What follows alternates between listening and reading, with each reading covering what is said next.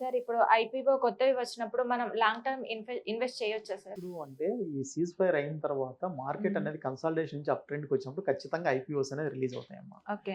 IPOs release అయినప్పుడు ఇప్పుడు మనం ఇంతకుముందు చెప్పుకున్న విధంగా ఏ రంగాలైతే మనకి ఇప్పుడు టర్న్ అరౌండ్ అవ్వబోతున్నాయో అంటే ఎఫ్ఐఐస్ వచ్చేసేసి FMCG last month FMCG, BFSI రంగాల మీద ఎక్కువ పెట్టుబడి పెట్టారు.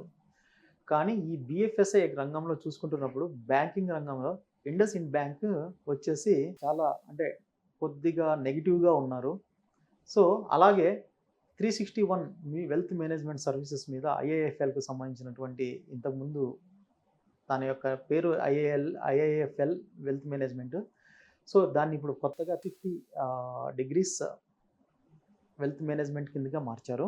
సో, దీంట్లో ఎక్కువగా ఇంప్రూవ్‌మెంట్ కనిపించ కనిపిస్తా ఉంది. వెల్త్ మేనేజ్మెంట్ సర్వీసెస్‌లో ఎక్కువగా ఇన్వెస్ట్‌మెంట్ చేశారు. అలాగే సిమెంట్ సెక్టర్ చాలా బాగా డామినేట్ చేయబోతా ఉంది. సో, ఆహ్, అలాగే నేను ఇంతకుముందు చెప్పిన విధంగా energy sector, manufacturing sector, automotive, pharma ఈ రంగాలు చాలా డామినెంట్‌గా చేయబోతున్నాయి. సో, దీనికి సంబంధించినటువంటి ఐపీఓస్ మీరు వచ్చినప్పుడు ఖచ్చితంగా ఆ అవకాశాన్ని మీరు ఉపయోగించుకోవచ్చు.